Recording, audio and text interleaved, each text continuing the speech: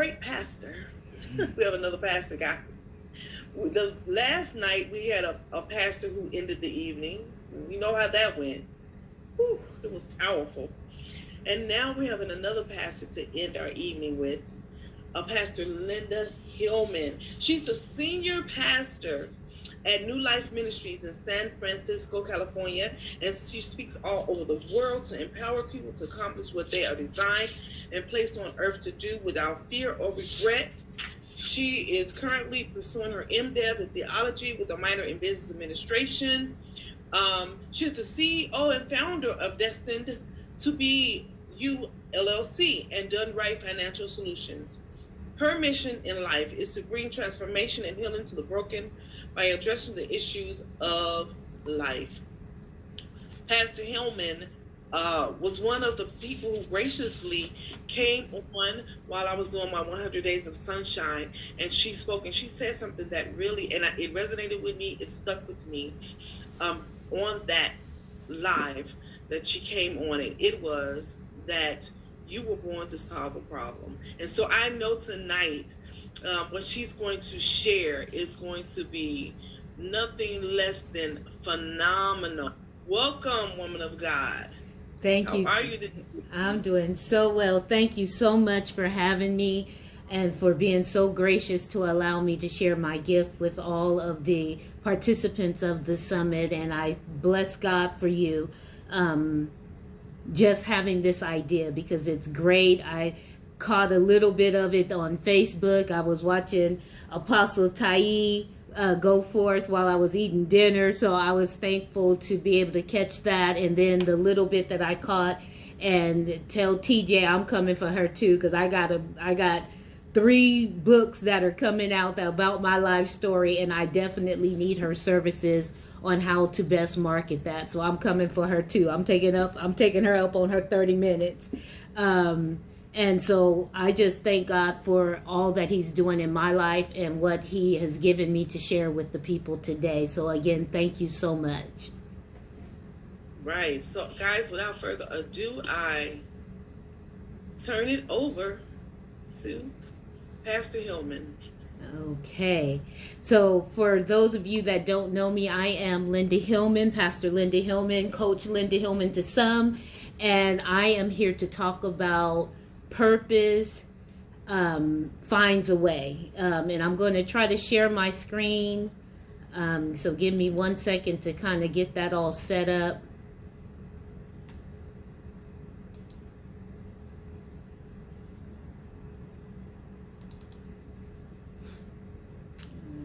See, is it gonna go? It looks like it's not gonna go. Yeah, there it goes. So if you guys can see, Andrea, if you can see, just let me know that you guys can see the screen. Yes, ma'am. Okay. So purpose finds a way. One of my taglines is see the invisible, achieve the impossible, and believe. And what I mean by that is that, like Andrea said earlier, we were all put on earth to solve a problem. And that problem, the best way to give the analogy is, let's say that you were given the formula to create water, right? And so you have this formula to create water, and many of us, we have this formula, or we have this answer on the inside of us, but most of us don't know what that answer is. We have all of this knowledge, but we don't know how to put it together to make it work for us. Or someone has told us that nobody wants that. And so you have this formula for water, and the people have prayed, and they've asked, and they've been seeking for water, and they're like, who will bring us water? And you have this formula, but someone has told you that you're unworthy. Someone has told you that you're not needed or unnecessary. And so you haven't dug into this formula. You haven't unwrapped this formula. And so the people are dying of thirst. And there are people out there that are looking for the solution that's on the inside of you. And for lack of a better word, they are dying. they are dying without this solution. They prayed for it, they looked for it, they're searching for it, and you have it. And because you don't feel that you have something to offer the people, you're not offering it. And some of us don't even know that we have it. And so what I'm going to talk about tonight, and I'm going to be talking really quickly, so at the end, hopefully I'll be able to answer any questions that you may have. If not, I'll give you information on how to get in touch with me, because I do believe that this is really important. And many of us, we talk about purpose, but we don't truly understand what purpose is. And when someone asks us who we are, we tell them what we do and not why we were created. So she's already introduced me, so I'm not going to go over this, but I am Linda. And for those of you that might be watching this later or not connected with me on Twitter, on Facebook, on Instagram, there's a picture of me so you can see that I am who I say that I am. But let's get right into it. I believe that the first thing that we have to have is an understanding. The Bible says, in all thy getting, get an understanding. And an understanding comes from understanding the meaning of something. And so definition of purpose is something set up as an object or end to be attained, an intention, a resolution, a determination. And so when you look at that description of purpose, it doesn't say anything about what you do. So when I say, who are you? And someone says, well, I'm a mother, I'm a teacher. They're giving me a list of things that they do. But why do you do what you do? Why are you a mother? Why are you a teacher? Why are you a wife? Why are you a husband? Why are you a CEO of a corporation? Why are you doing what it is that you do? You have to have an intention. You have to have a resolution. If you've watched me, Andrea spoke about her 100 days of sunshine. And while I was watching that, I was motivated by her and kind of challenged by her to do 100 days of purpose. And I've done it for 2 years in a row now. And it was 100 days, and all I did was talk about purpose. And what I find is that most of us, we don't understand what purpose is. We talk purpose, and there's a lot of people out there talking purpose, but they are not living purpose. And so I want to take you from just talking about purpose and having some understanding of purpose to actually walking in your purpose and allowing that purpose to open doors for you, allowing that purpose to help you achieve your goals in life, because that's what it's there for, and that's why it was given to you. And the other portion of purpose is a subject under discussion or an action in a course of execution on purpose, by intent, intentionally. And so I made reference to my 100 days of purpose, and one of the things that came out of that was take a sip. And what I meant by that is be strategic, be intentional, and be on purpose. So S for strategic, I for intentional, P for purpose. That's what purpose is all about. You have to have intention. So, you can't just luck up on purpose. You can't just go out there and say, oh, I was doing this and I kind of like it, so this is what I'm going to do. That's not purpose. We get passion mixed up with purpose, and I'm getting ahead of myself, but I want you to understand passion is not purpose. Calling is not purpose. Ministry is not purpose. Although they may be a vehicle that we use to perform our purposes, they are not purpose. And so a lot of people say, well, my purpose is my ministry. That's just a vehicle to get you to your purpose. They say my passion is my vehicle, or my passion is my purpose. But your passion can change like you change the oil in your car. Your passion can change like you change your underwear. Your passions can change like you change your clothes. So one day I might be passionate about coloring books, and the next day I might be passionate about typing, and the next day I might be passionate about horses, but that isn't purpose. Purpose does not change. When you look at a plate is a plate regardless of what you use that plate for. So let's talk a little bit about destiny, because I believe purpose and destiny go hand in hand. And here it says, let me just move this out of the way here. Sorry. It says destiny is something to which a person or thing is destined. So remember I talked about you have the formula of water, and that formula was given to you at birth. So when you were born, you were given this formula put on the inside of you. It was not something you learned. It's not something somebody taught you. It's not something that somebody else passed down to you. It's something that is innate on the inside of you. And so when you think about purpose, it's something that comes from the inside of you. It does not come from without. You are destined to do that. Destined to Be You is my corporation, and I call it Destined to Be You because I believe that we were put on earth for a purpose.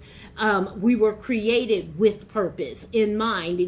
The God of the universe, and I know some people call him the source, some people call it the universe, whatever you call it, I call it God. He put us here, and he had a strategic plan. And I'm going to get into this in a little bit when we get into the scriptures. But I want you to understand, he had a purpose for you. He did not just put you on earth and say, okay, have at it. He put you on earth to accomplish something. You are destined to do this. And I love to tell people, you were created for this. You were designed for this. Even the name of my church, New Life Ministries, it says that you have a design by God to accomplish something. You are designed for this. So if you're taking notes, I want you to write that in capital letters. I was made for this. All the hell you've been through, all the heaven you've gone through, all the ups, the downs, the ins, the outs, the mess ups, the mistakes, the wonderful wins, all of that, you were designed to go for that. And we cannot throw out the baby with the bathwater. You know, we can't say, well, because I was raped and molested and because I went through this and because I went through that these things shouldn't have happened to me and so I must be trash, or God don't make junk. And he has a reason for everything. Even the cockroach has a reason to be here. Even the spider has a reason to be here. You got to think about it. Everything was created with purpose in mind. It's designed for that. The circle of life goes because we are here to live. And you have to ask yourself, why now? Why are you on earth right now? Why not 100 years ago? Why not 100 years from now? Why are you here right now? And if you can't answer that question, you're not living a life of purpose. So you are destined for this. Number 2, it says a predetermined course of events often held to be an irresistible power or agency felt that destiny would determine their future. And so when you think about it, you can only experience what you allow yourself to experience. So you can say, my mama did this to me, my daddy did this to me, you know, this is in my bloodline, this person did this, but only you can control your life. And that control was given to you by the creator of the universe, the one that spoke this world into existence. That's what I believe. And so whatever relationship you have with the God of the universe, you need to understand that he did not just put you on earth and forget about you. He's not some distant thing that's over there saying, okay, well, I hope Linda gets it. I hope she can work it out. You know, I'm going to put her there and then I'm going to leave her alone. No, he has a design for you. So again, I talked about calling, ministry, passion. We use these interchangeable with purpose, but they are not. Your calling, your ministry, and your passion are vehicles. Think about it this way. There are 4 wheels on a car, right? You need to be willing to do what it is that you were put on earth to do. When you're willing to do it, you'll have the resources to do it. They may start off small in the beginning, but the resources, as you start to utilize it, as you start to use it, you will start to see that those resources grow. Ask me how I know. They will begin to grow. And I'm not just talking about wealth. I'm not just talking about money. I'm talking about time. I'm talking about energy. I'm talking about the whole thing. Your life begins to take on a a form that you never thought you could experience, and you start to live and you start to go to sleep understanding that you've accomplished everything you were supposed to accomplish in that day. Whether you think you've done a lot or not, there was somebody that saw your face that was like, you know what, I can make it through another day because Linda smiled at me. I may not know her name as Linda, but that woman smiled at me, and when she smiled at me, we made a spiritual connection. We made a connection, and that connection is giving me life. That connection is giving me something. You know that everything you've done is on purpose. Every intention that you needed to happen in that day has occurred in that day because you did it. You're living your life intentionally. Even when I'm sitting at home thinking I'm not getting anything done because I'm Netflix and I'm binging on Netflix, right? There are things that are going on in my mind, and there's people that will inbox me on Facebook or call me on the phone or send me an email, and all of a sudden purpose kicks in and says, this is why you needed to be still at this moment, because this person was going to reach out to you. So the resources happen. The next thing that happens is that you start to get influence. Well, you say, well, I don't have a lot of, my circle of influence is small. Well, it might be small in the beginning, but as you start living intentionally, as you start living on purpose, and you start living strategically, you will start to see that people will be drawn to you. Sometimes I'm at the grocery store, and a perfect stranger will walk up to me and tell me their life, and I'm like, okay, I was just trying to get a loaf of bread, really, you know. But I realized that by me being in that space at that time, I was meant to be there. There's no coincidences. There are no happenstances. There are no things that happen just because, you know, the universe decided to make it collide at that time. Everything happens strategically. So let me speed up a little bit and let's get into this. When I started living my life and I wanted to live on purpose, God took me to this scripture, Jeremiah 29:11. And it says, for I know the thoughts that I think toward you, saith the Lord, thoughts of peace and not of evil, to give you an expected end. Now that expected end made me think, well, if there's an expectation, whose expectation is it? Is it my expectation, or is it a higher power expectation? So that means that purpose is not just within me. Purpose is bigger than me. I'm going to say that again. Purpose is not just within me. Purpose is bigger than me. And if I don't find my purpose, then I'm letting people down. My coach tells me all the time, Linda, it is your purpose to be out there to serve the people through Destined to Be You. If you're not out there to serve the people through Destined to Be You, then shame on you. If you are hiding your gifts, if you're hiding your talents, if you're hiding your knowledge, shame on you, because somebody is dying to know what you know. Somebody is dying to have you, to experience you. They want to experience you because you are their solution. Again, going back to the water, you have the formula for water. They've been praying for water, but you're not utilizing it. You're over there on A Street when you should be on B Street. You're trying to serve people orange slices and apples when all they really want is water. And so you think people are rejecting you because you are trying to give them something that they don't need. If you start to give them something that they need, you will see that the right people, and what I say is the people that are assigned to you, will find you. They will come to you without you even making effort to go to them. You just got to be in the right place at the right time and be there strategically, intentionally, and on purpose. So there's some other versions here that spoke out to me. NIV says, for I know the plans I have for you, declares the Lord, plans to prosper you. Prosper.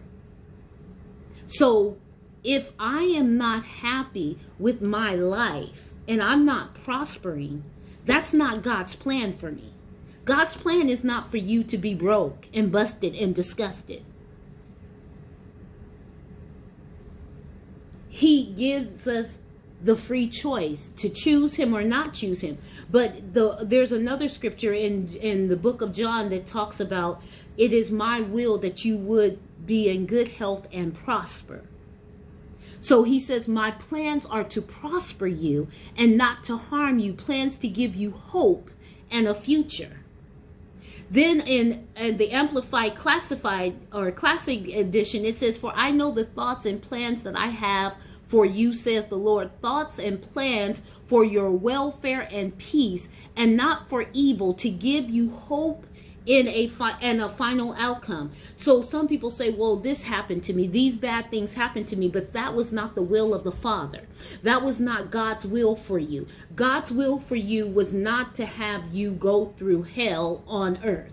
His will for you is to be able to recover from that. His will for you is to prosper. His will for you is to be in good health. His will for you is to be in a place, a wealthy place.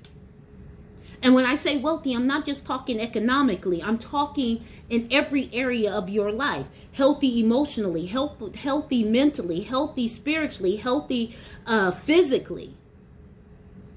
He wants you in wealth. When people look at you, think about it. If you are a parent, right?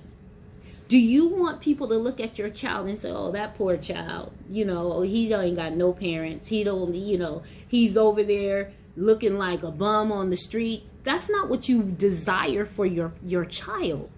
And we call him father, and he's supposed to be a good father. And so if he's a good father, why would he want you busted and disgusted representing him? Whether you acknowledge his existence or not, you're his child. Why would he want you busted and disgusted? Why would he want you begging for bread? He says, if you being evil know how to give good gifts, how much more do I give good gifts? And I'm a good father. I loved you when you wouldn't love me.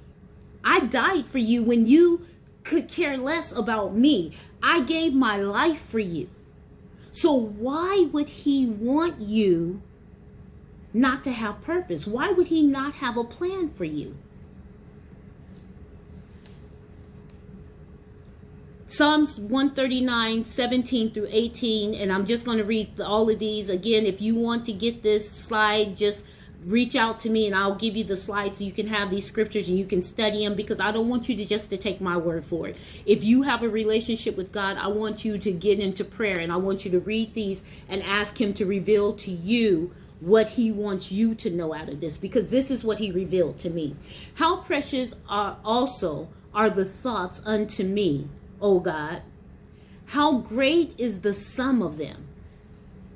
When I read Psalms 139, I remember I read this for like 3 months straight, every day. I kept reading this whole chapter because there was so much in this chapter, but this stood out to me. How precious also are thy thoughts unto me, O God. How great is the sum of them. If I should count them, they are more in number than the sand. When I wake, I am with thee. And so what this is telling me is that there is the God of the universe that spoke the universe into existence, right? He is busy with this whole world, all 7 billion people. He's listening to our prayers. He's listening to our conversations, because we serve an omnipresent God. Again, I'm a Christian, I'm a pastor, so I'm just going to talk my belief, but you put it in your words.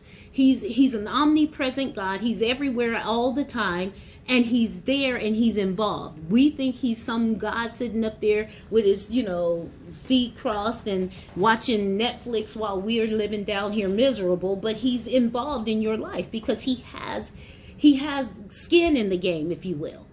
And so he's sitting there and he's like, okay, I see what you're going through. And I remember when I started going through my process of healing, I had been molested as a child. I had been abused physically, mentally, emotionally, verbally, any abuse that you can think of, it had gone through my life, through parents, through friends, through family. I mean, the whole 9 yards, leadership, all of that, church hurt, whatever you could think of. I mean, Some people will ask me, if you've gone through all of that in the church, why are you still in the church? Because them people out there is crazy. But what I had to do is I had to recognize that I needed a relationship with God. I didn't need a relationship with his people. I needed a relationship with him. And so as he started taking me through this process, one of the things that I learned is that I got so angry with him, right? Because I went through this hell. Where were you when I was being molested? Where were you when this was happening? Where was you when this man tried to shoot me? Where was you when this man was trying to beat me up? Where were you when this happened? Where were you? Where were you? You're supposed to be this loving God. Where were you?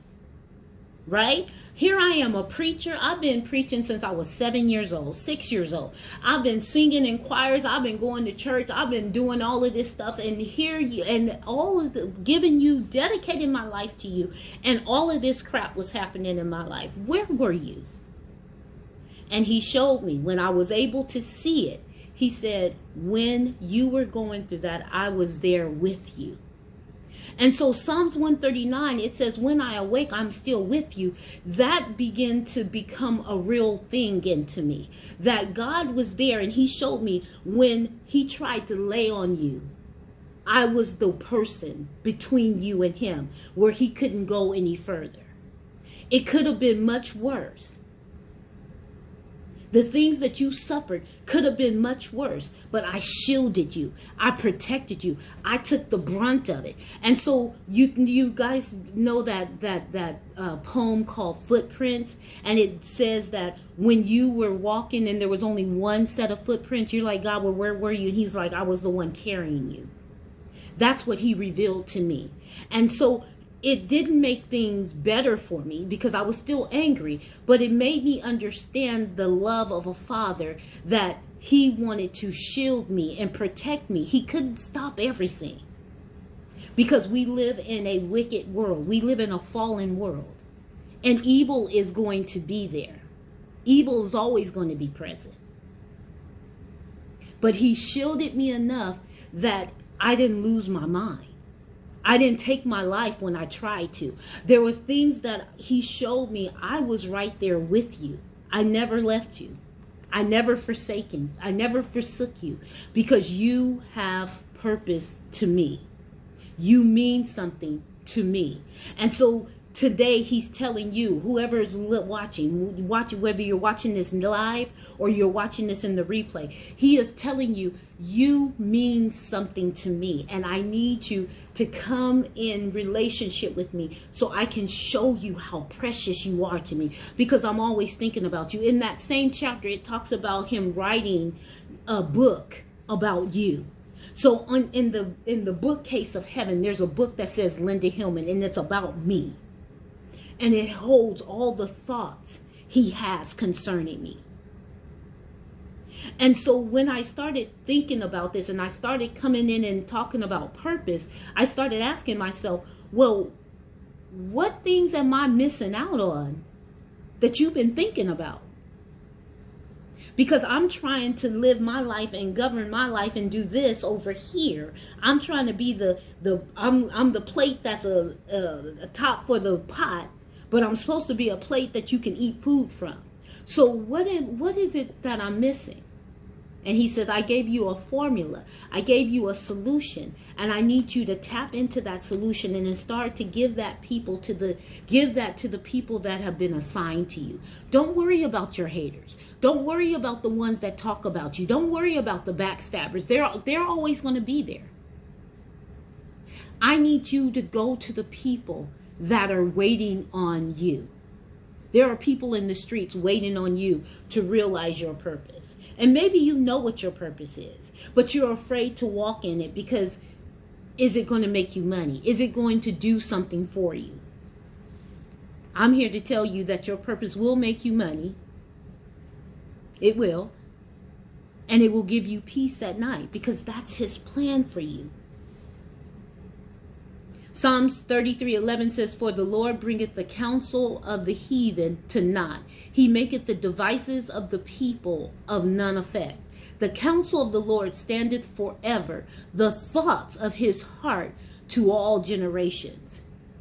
Does that sound like a God that's not involved? If he's constantly thinking about you, Does he sound like he's not involved? So who are you? I mentioned earlier, when you don't know who you are, you give me a list of what you do. But who are you?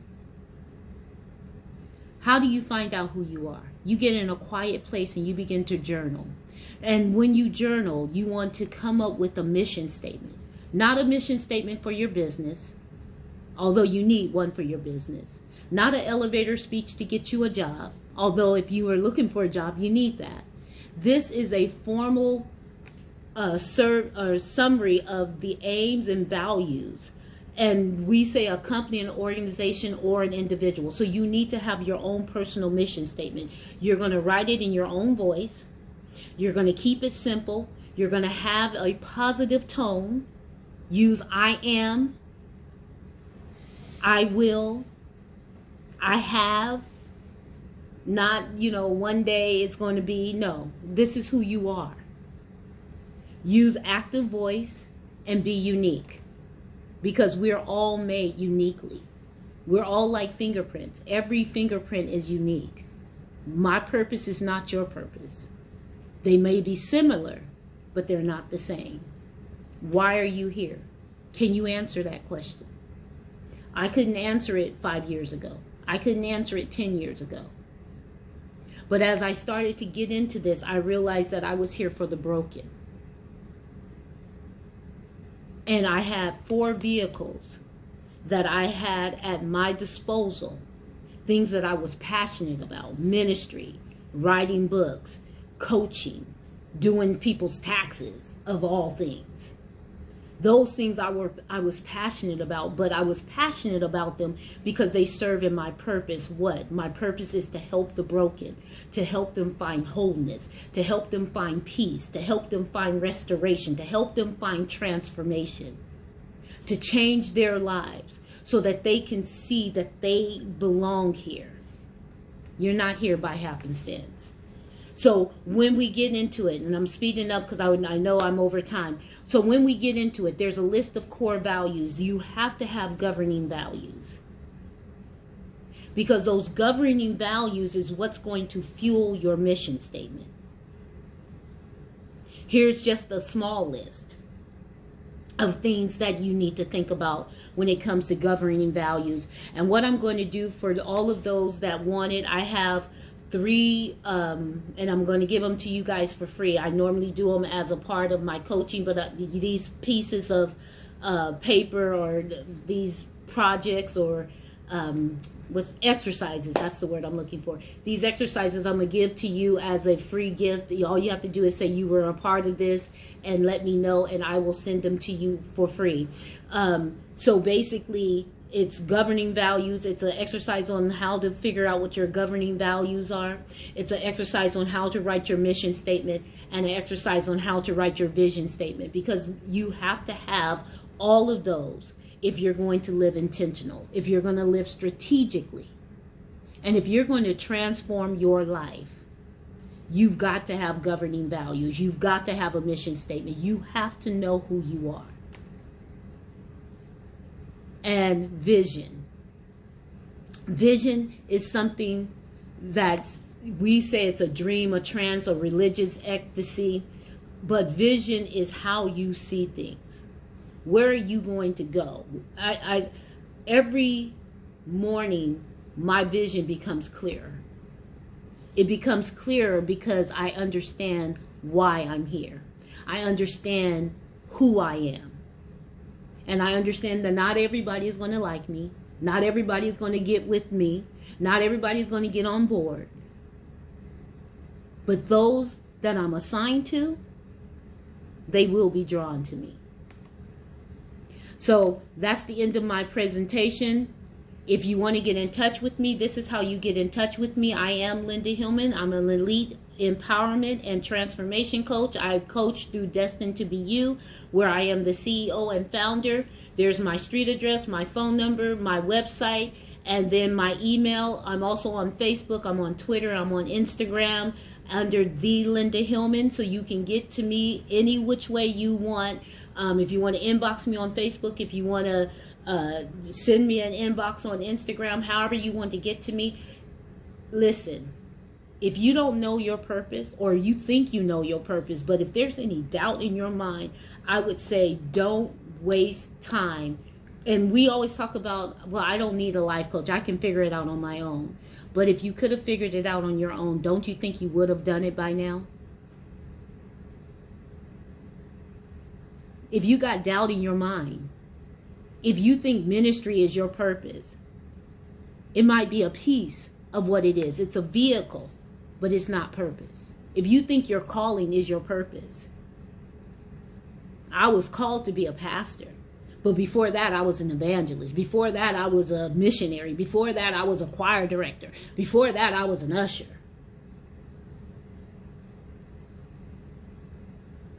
Calling isn't purpose. What you do in life isn't your purpose. So that's the end of my presentation, and you are back in the hands of Andrea.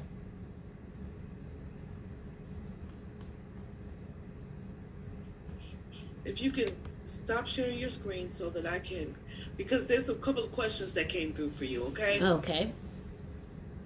So give me a second here all right, awesome. And so Tara actually has a couple of questions, and I think they're good questions. Her first question was, what about as a child? I didn't ask for that or could control that. And so what she's asking is, things that happened to me as a child, how can you be in control of that? You're not in control of that. I wasn't in control of being molested as a child. I wasn't in control of the abuse that I suffered as a child. But as an adult, I'm in control of what I choose to do with it now. And so there must be healing. And so you have to get to a place where you're not accepting what they did. What they did is what they did. But you have to get to a place where you mentally are not allowing something that happened to you 20 years ago, 10 years ago, to dictate who you are today. I was bitter. I was angry. I was mean, hateful because of the things that happened to me. I became a bully. In school, I beat up people because I was trying to control things, right?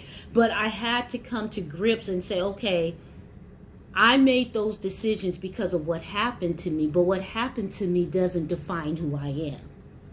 So you can't control that. You can't change that. But what I realize and what I take people through when they come to me is I call it backtracking. And we go back to that situation and we allow ourselves to feel that pain. We allow ourselves to live that again so we can leave the pain and the worry and the stress and the bitterness and the anger and all of that stuff. You got to let that stuff play out. If you guys would see my journal, you would see sometimes it's chicken scratch. Sometimes it was cussing people out. Yes, I'm saved, sanctified, and filled with the Holy Ghost. I am. But I was cussing people out. I was hateful. I was mean. All of that. Right there in my journal. But I had to go and live through that. There was times when I would throw my journal across the room because I didn't want to accept what it had to do. But I needed to relive those things to go through that so I could pick up the good. And someone says, well, what good can come out of molestation? I'm telling you, it made me resilient. It made me tenacious. There are things that are in me today that I don't think would have been a part of me had I not gone through the bad. So you can't, that's why I said you can't throw the baby out with the bathwater. You got to go back and see what good can come out of that. You couldn't control it, but it deposited something good on the inside of you. So why not take that out of that situation as opposed to the baggage that we took out? So hopefully that helps you. And if you have any further questions, Tara, please reach out to me. I would love to talk to you. I'm getting ready to give you the other one. Okay. Okay. She says she doesn't understand how pastoring